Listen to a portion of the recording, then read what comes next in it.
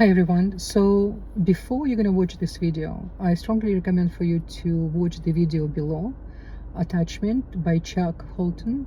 It's really important video, and I want to thank him. He's such a special soul, how we say in Hebrew, special neshama.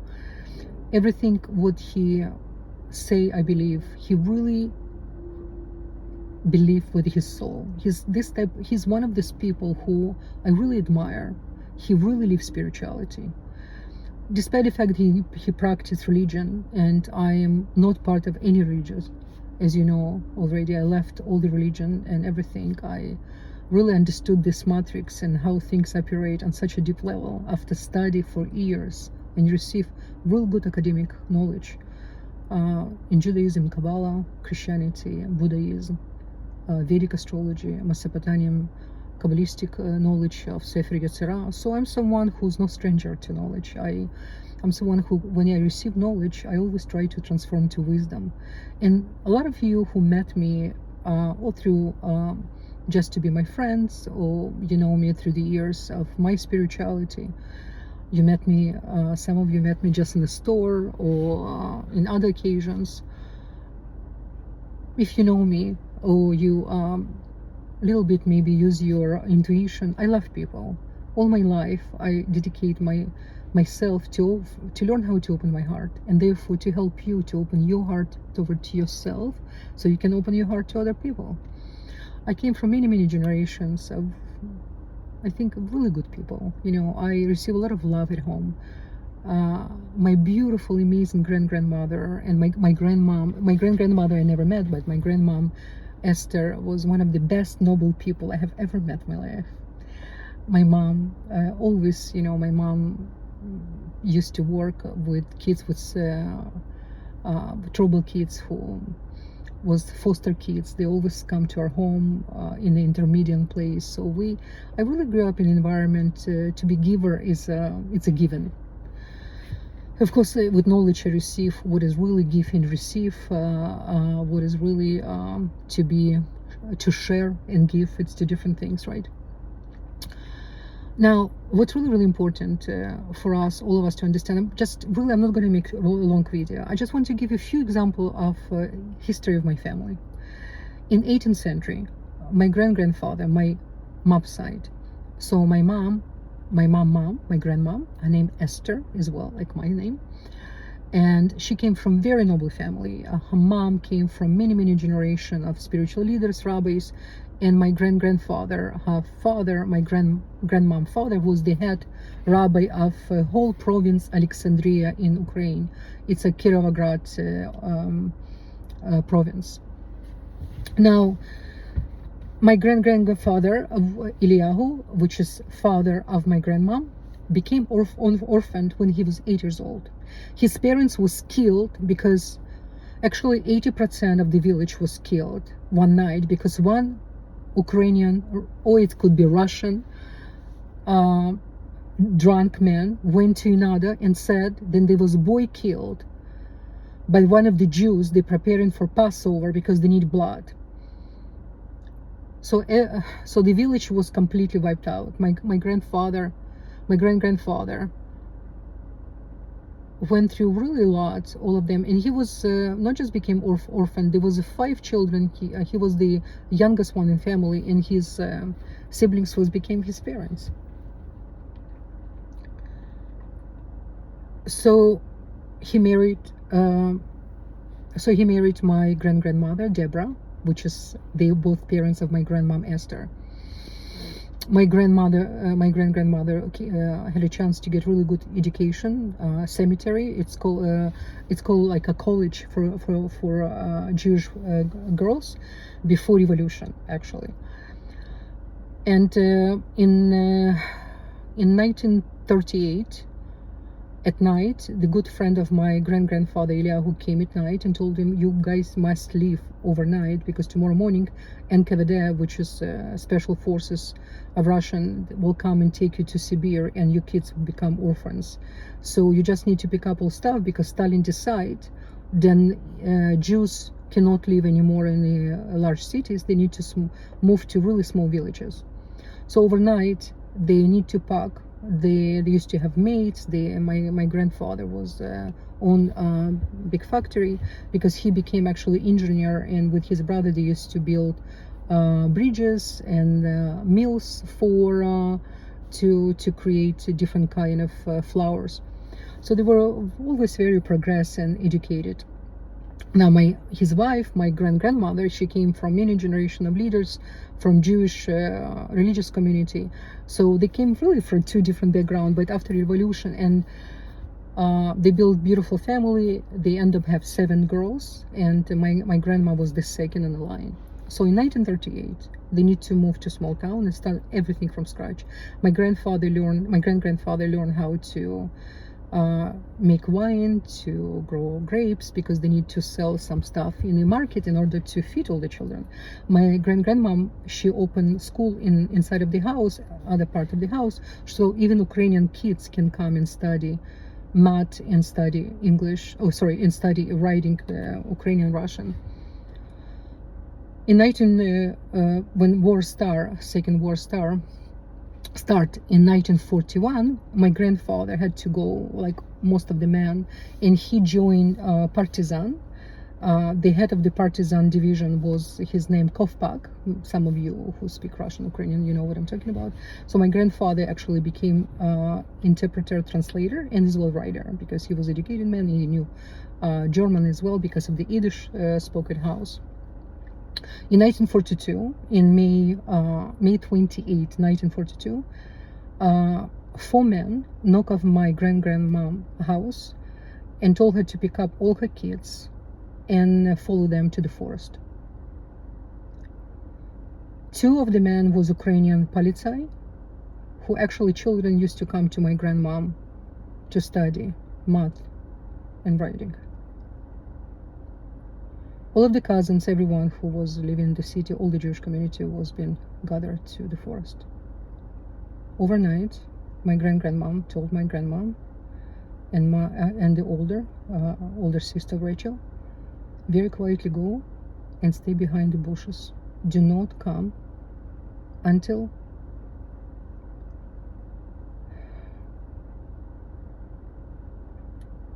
the Germans will leave the place. So my grandmom, Esther, with her sister, at night, they succeed to go and to stay behind the bushes. So early in the morning, Germans came with Ukrainians polizei, or Russian polizei. I'm not gonna just put on Ukrainians, Russians equally, some of them. And they killed everyone, except my grandmom and her sister, who sitting beside the bushes, and they was listening to screams of the loved ones. After my grandmom and her sister was hiding for 2 years in the basement, other Ukrainian family helped them, and they hide them in the basement. Actually, in fact, we used to go visit them when I was little, because we used to go visit the burial place, because all the bodies was been dumped in the water in the lake. So I remember my grandfather was helping to collect all the bones, everything, in order to create one burial place for everyone from the village. So since I was very little, every May 29, we used to go and visit and take care of the grave and bring flowers. And we used to have like buses, a few buses with people. I was little, I didn't really understood. I knew somebody buried there, part of my family, but you know, when you're little, what you really understand. And we used to visit the family who helped my grandmom and her sister. In fact, my family helped to build a home after, gave them money and everything, really with a lot of appreciation. When my grandfather came after the war in 1945, he knew that everyone killed except my grandmom and her sister, and he couldn't find them because Russians soldiers came and took them to the camp, because they didn't believe the story how they ran from killing. And they were in the jail building roads between Dnipropetrovsk and Kryvyi Rog. 16 years old girls who just went through, and they were again in jail. So my grand-grandfather came with all the medals and everything, achievement. He even got the letter from Kafpak to help him to take my grandmom with his sister from jail. In 1947, my grandmom got married in 1946, and she was pregnant with my mom. And when she was 8 months pregnant, at the time, Stalin decided to create new law. It's called Jewish doctors.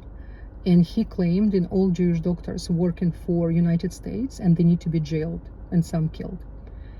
At night, when my grandma was pregnant, she received a knock on the door with NKVD, the special division, who came and took who took her husband, my grandfather. He was an orthopedic surgeon. He was older than my mom with my grandmom for 16 years, and she was 8 months pregnant, and her friends helped her to pick up whatever she could and sent her to Tashkent. So my mom born in Tashkent. So my grandmom was can you imagine 8 months pregnant to be in a train for almost 2 weeks to get to Tashkent. She went to Tashkent. She gave birth to my mom, because her uncle was one of the head doctors in Tashkent hospital. It's called military hospital in Tashkent. He was the brother of her father, and so on. Why I'm telling you all of this? The anti-Semitism, it's integrating DNA of people. To believe in such atrocity, the Jewish people, who actually, if you think about, if you really will do just a little bit of research, for example, I live in Canada, in Toronto. Do you know 4 main hospitals in Toronto? It's very easy to check, built by Jewish communities. Do you know when Jews come to anywhere, they don't ask from you anything. They not impose on you ever to go convert to Judaism or live according how, we want you to live, for example. No, opposite. When Jews come, they only bring progress. They bring life. They bring education. Of course, like every nations, we have everything. Listen, I'm not a big fan, especially Ashkenazi lefty Jews who live in some kind of la-la land and who support things which just make no sense and only make destructions and really not helping. But we need to understand, if you know a little bit of spirituality, or a little bit how the energy work. I'm not going to go right now in depth what is really to be Jew, not really Jew, Israelite. What is the responsibility? What is the energy? Why it's such a difficult incarnation process for Jews? By the way, all of you who listen to me right now was Jew or will be Jew. Because the final destination in this dynamic, in this limited reality, is become Israelite. Many of you, for example, Christian called Christ. You have no idea what does Christ mean. Christ, it's a center column energy. It's when the left and right in total balance. What about Jew? Jew, why this so intense? And when Jew not really positive, you really feel. When Jew spiritual, you really feel. It's an example for you. What is really to have so much energy, plus and minus. Again, I cannot right now go to many details. If some of you listen to my video or have some of the knowledge of Kabbalistic knowledge, you understand what I'm talking about. Perhaps I will make another video more in depth for you to explain the process of the soul, when soul descends, how we grow in spiritually, and how this vicious matrix really so vicious, specifically to Jewish people.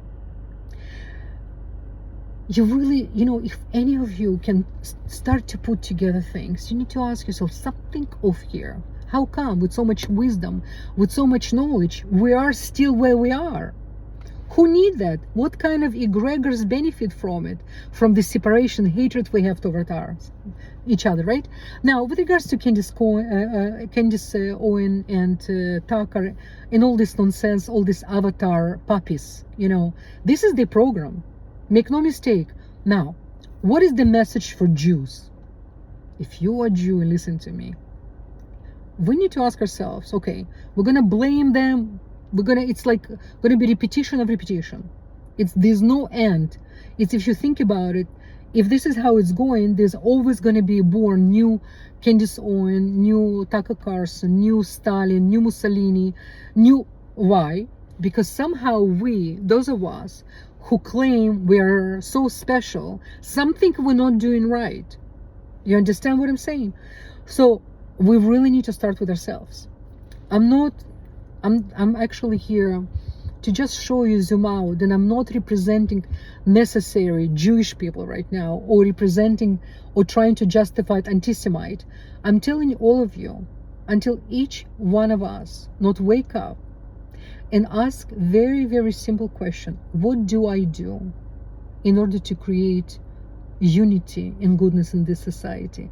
Am I adding even more fire and even more inflammation to everything what's happened, or I'm actually really trying to integrate my spirituality and to connect to the bigger picture? Anyway, guys, I'm recommend for you to definitely listen to Chuck. He will explain to you about the body. I really like how he explained, but it's such a trap. It is such a trap. And I really, really, really wish for all of you, before we gonna blame anyone or anything. And by the way, even if we're gonna talk about Islam, right? There's a reason why it was created, right? Because the Judaism and Islam, they're not just in the polarity of each other. Islam was created in order to create even more resistance, so Jews will be awakened. But you see, the way how this matrix create everything, there's no end. Why? Because as soon someone, let's say a Jew who really achieve high understanding of spirituality, it's like a walking God. But Jews have no idea. They have no idea how powerful they are. When someone who born with a Jewish mother, it doesn't make you right away automatically Israelite. You really need to learn how to balance your nervous system, how really to balance your center column energy. What is really center column energy? How to balance your desire to receive for the self alone with the desire to share and understand other person. But again, it's much deeper, but I'm going to simplify it for you guys. If we're going to continue the way they are, the way things are right now, there's no hope for us. Each one of us need to wake up and really pause and start to understand who is stuck in here. When I am alone, who am I alone with?